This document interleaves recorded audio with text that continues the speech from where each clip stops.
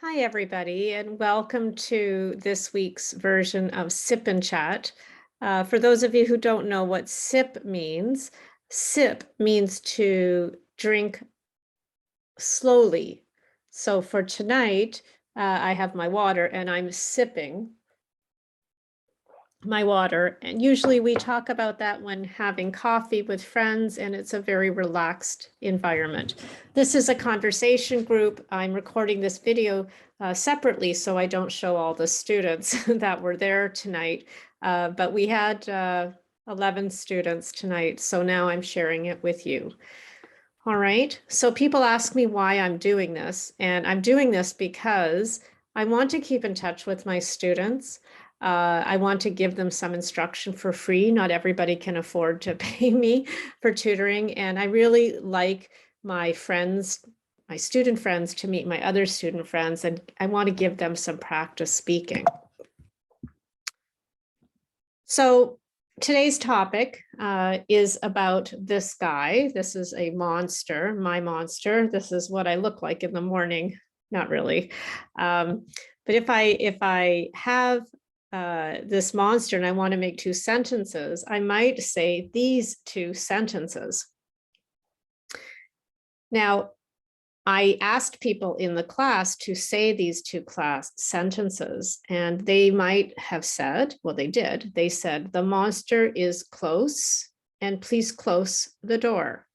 But actually, when I say it as a native English speaker, I say the monster is close, and please close the door. You might notice a difference between these two sounds.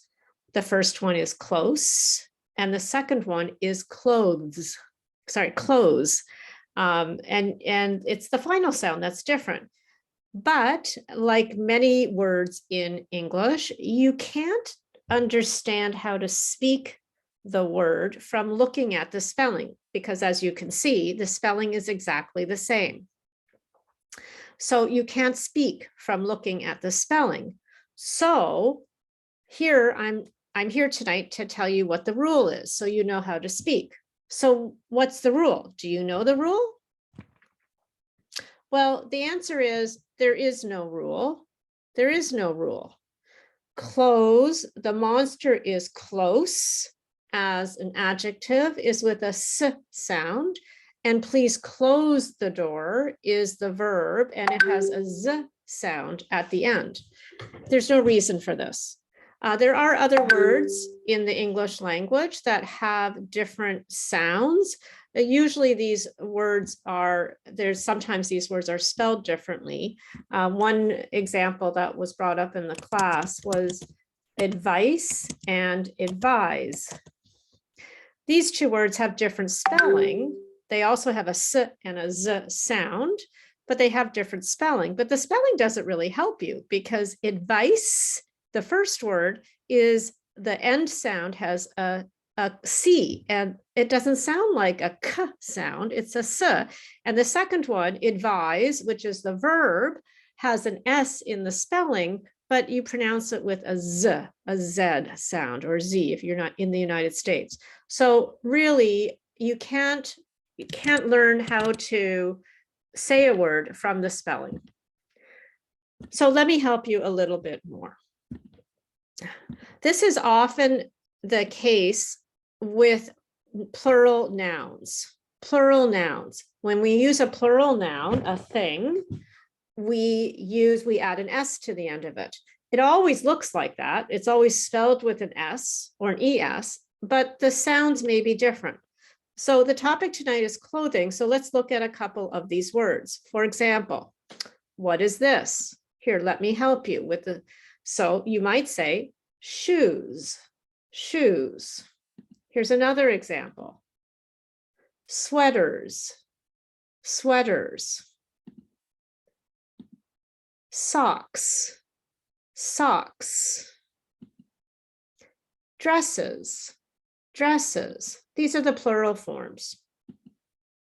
So if you're looking at the words, to add a plural, you add an S or an ES.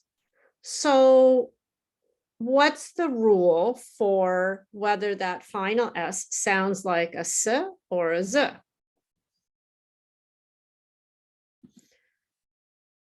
Here we see the words with the S's highlighted. So I'm going to say these words to you and you tell me which ones, or you think which ones have a Z sound. Socks, sweaters, shoes, dresses. Which ones are the Z sound? Well, hopefully you recognized and you heard that 3 of them are sweaters, shoes, dresses.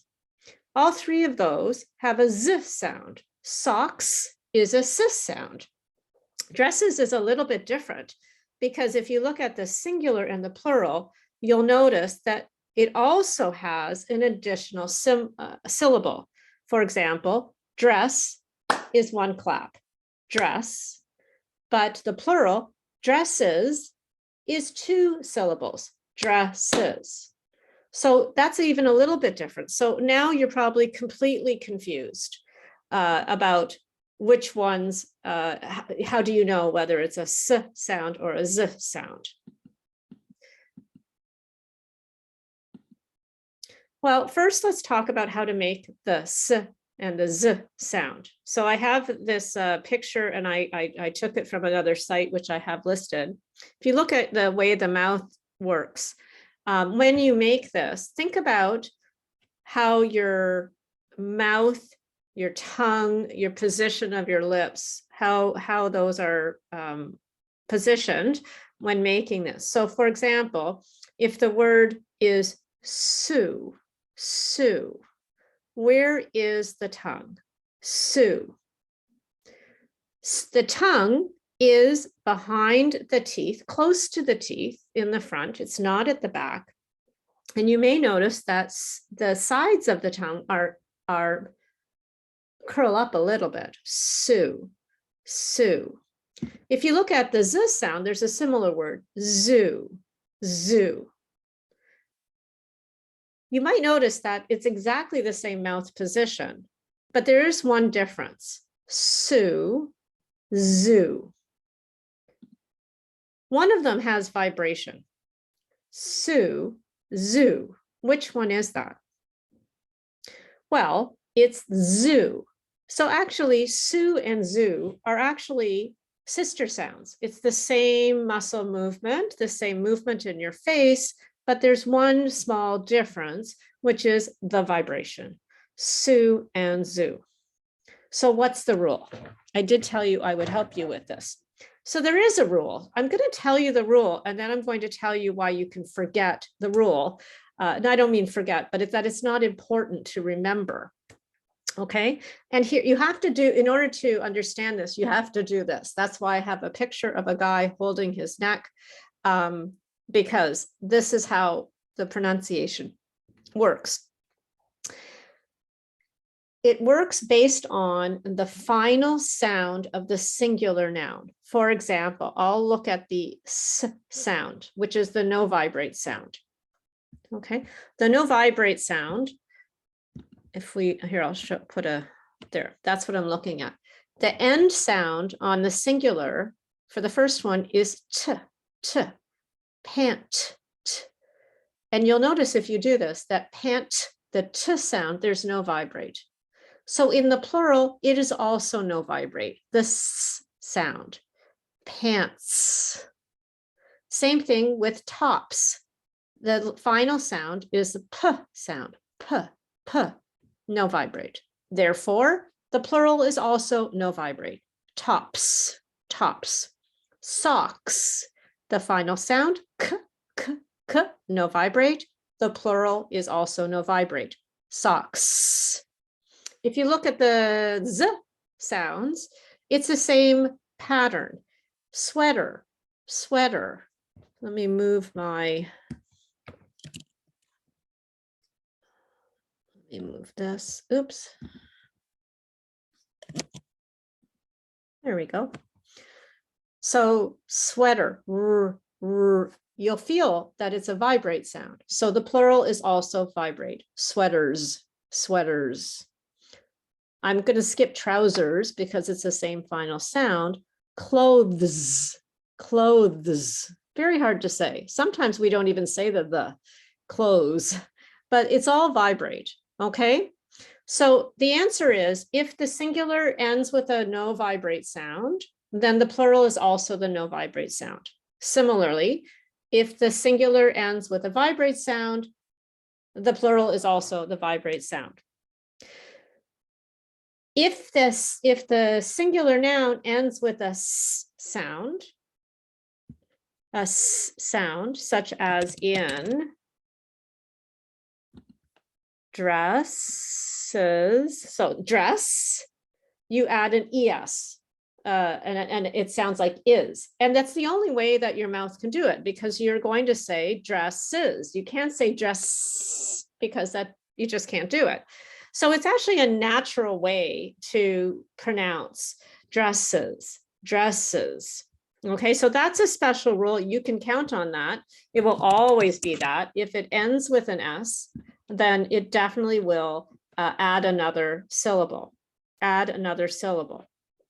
Okay.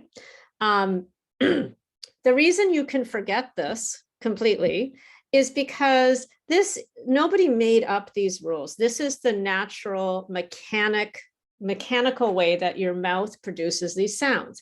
It's much easier to go from a no vibrate sound to a no vibrate sound. If you try to say, for example, if you try to say sweaters, it's really hard. Sweaters, that's really, really hard. You almost have to go sweaters, okay? Your mouth naturally goes from the r to the z, because it's easier to go from a vibrate to a vibrate sound, from a vibrate sound to a vibrate sound. So your mouth is going to do that naturally. But now you know the rules, and if you want to, you can tell all your friends and you'll seem really smart. Okay? That's our lesson for today. Now I'm going to put my students into groups, and they can discuss their favorite piece of clothing and practice their s and their z sounds. Bye.